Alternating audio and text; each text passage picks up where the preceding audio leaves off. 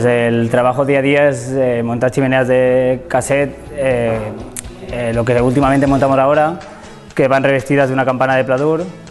Antes de hacer la campana de pladur hacemos una estructura metálica, la revestimos de fibra de vidrio, de aislante, y la chapamos de pladur.